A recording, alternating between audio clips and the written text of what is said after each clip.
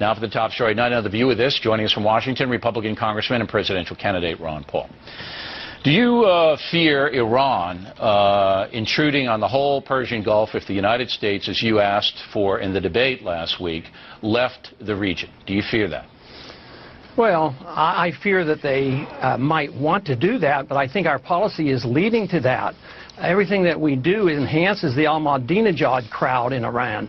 There's a dissenting force in Iran, and everything we do to undermine that government, we have our own CIA over there now trying to undermine that government. In doing that, we bring all their people together, so the ones who want to dissent and oppose him are, they lose their power to do so. So I would say our policy is doing everything conceivable to enhance Iran. Just the whole invasion of Iraq has helped Iran. Well, that may or may not be true. They're the one.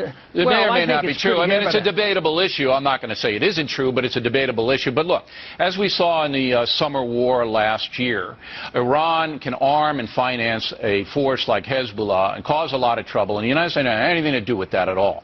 So I think that in our national security situation, we have to assume that Iran is an aggressive nation, that it wants to injure the United States, and is going to use surrogates to do it.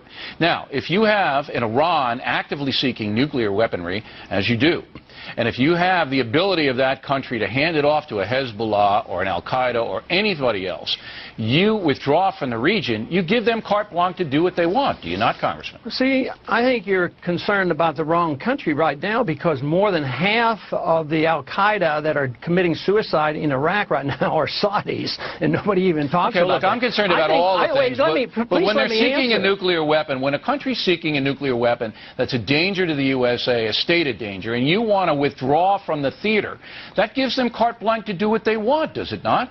Well, first off, you have Pakistan, and they're not exactly the most pro-Western but I'm talking about country. Iran, Congressman. I'm not talking about Pakistan at this point. Why don't you ever let me, answer the Because you're not directly answering the question, sir.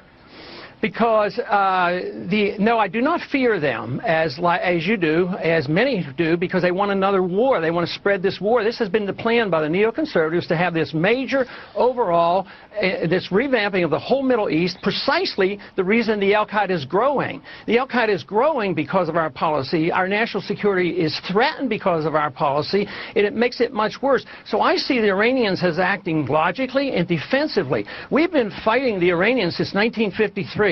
We overthrew their government through the CIA in 1953. We were allies with Saddam Hussein in the 1980s, and we encouraged him to invade. All right, so I just want to get Iran. we don't need a history lesson, but I do want to get this on the record. You have to understand. I do understand the region, man, but we don't have time to do the history lesson tonight. I just want to get this on the record. You don't fear Iran, even though Iran has demonstrated it can start a war, which it did last summer with its Hezbollah surrogates, and it's stated that it wants to do damage to Israel, wipe it off the face of the earth, and is developing a nuclear weapon. And you don't fear them? Yes, I worry about it. I'm concerned about it. But what I'm saying is the very policy that you advocate is encouraging that. What I'm saying, Bill, is this. That put it in perspective. They don't have a weapon. They're not likely to get one in 10 years, according to our CIA. That's not true. That's not true. I mean, everybody says it's 5 years or less, and without us in the theater, it's going to happen a lot quicker. How come we got through the Cold War when the Soviets had 40,000 of them? Because it was mutual destruction. It was mutual destruction. Now you can hand off any weaponry or any kind of thing to surrogates who will do your killing for you. If you don't think Iran is sponsoring terrorism, you're living in a land of Oz, Congressman. Well, so Saudi Arabia. What are you going to do with Saudi? What are you going to do with Pakistan? It's not a government policy of Saudi Arabia. It's just their failure to do any effective policing. It's policy in Iran to wipe out Israel, to attack USA.